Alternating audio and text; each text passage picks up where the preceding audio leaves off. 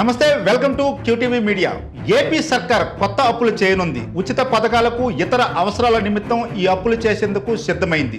ఈ అప్పులకు సంబంధించి వివరాలు చూసుకుంటే, ఆర్థిక వనరుల సమీకరణలో ఏపీ కూటమి ప్రభుత్వం వేగం పెంచింది. 5,000 కోట్లు రైజ్ చేసేందుకు, కొత్త బాండ్లు వేలం వేసేందుకు ముఖ్యమంత్రి చంద్రబాబు నాయుడు, ఉప ముఖ్యమంత్రి పవన్ కళ్యాణ్ నేతృత్వంలో అధికారంలో ఉన్న తెలుగుదేశం, జనసేన, బీజేపీ కూటమి ప్రభుత్వం రాష్ట్ర ఆర్థిక వ్యవస్థను స్థిరీకరించేందుకు ఆదాయ వనరుల సమీకరణపై దృష్టి కేంద్రీకరించింది.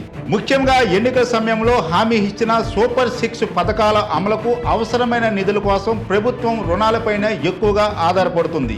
ఇందులో భాగంగా గవర్నమెంట్ సెక్యూరిటీ బాండ్లను, స్టాక్స్ను రిజర్వ్ బ్యాంక్ ఆఫ్ ఇండియా ద్వారా వేలానికి పెట్టే ప్రక్రియ రాష్ట్ర ప్రభుత్వం కొనసాగిస్తుంది.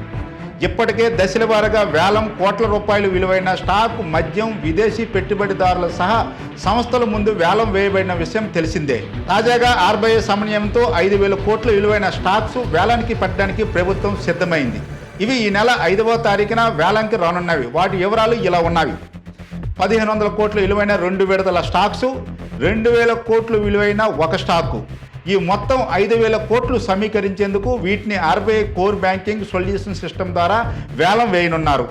ఈ స్టాక్పై competitive and non competitive bids ద్వారా ప్రతిభలను సేకరించనున్నారు.